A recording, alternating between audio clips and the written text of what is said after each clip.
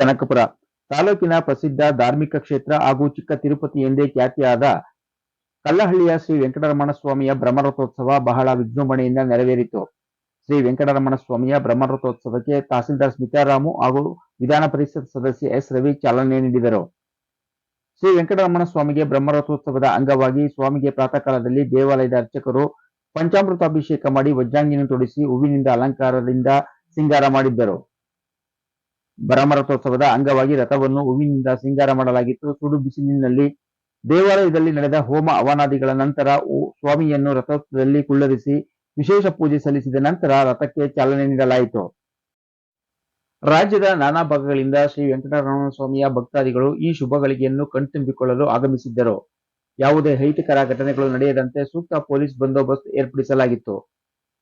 ತಾಲೂಕು ಪಂಚಾಯಿತಿ ಮಾಜಿ ಅಧ್ಯಕ್ಷ ಹೊಸಕೋಟೆ ಪುರುಷೋತ್ತಮ್, ಜಿಲ್ಲಾ ಕಾಂಗ್ರೆಸ್ ಉಪಾಧ್ಯಕ್ಷರಾದ ರಾಯಚಂದ್ರ ರವಿ, ಕಲ್ಲಹಳ್ಳಿ ಗ್ರಾಮ ಪಂಚಾಯಿತಿ ಮಾಜಿ ಅಧ್ಯಕ್ಷರಾದ ಮರಿಯಪ್ಪ ಸೇರಿದಂತೆ ಎಲ್ಲ ರಾಜಕೀಯ ಮುಖಂಡರು ದೇವಾಲಯಕ್ಕೆ ಆಗಮಿಸಿ ಸ್ವಾಮಿಯ ದರ್ಶನ ಪಡೆದರು.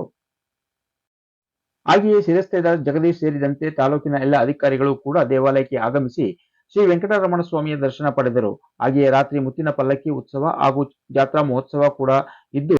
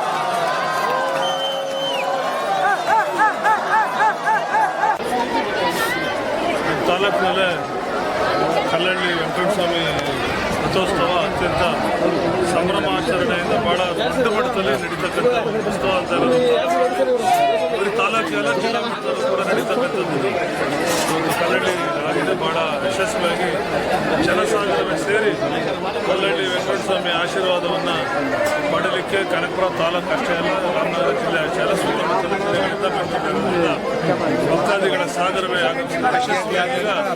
ಯಶಸ್ವಿಯಾದ ಈಗ ರಥೋತ್ಸವ ಪ್ರಾರಂಭ ಆಗಿದೆ. ಭಗವಂತನ ಕೃಪಾ ಆಶೀರ್ವಾದ ಎಲ್ಲರಿಗೂ ಸದಾಕಾಲ ಇರಲಿ ಅಂತ ಹೇಳಿದ್ರು.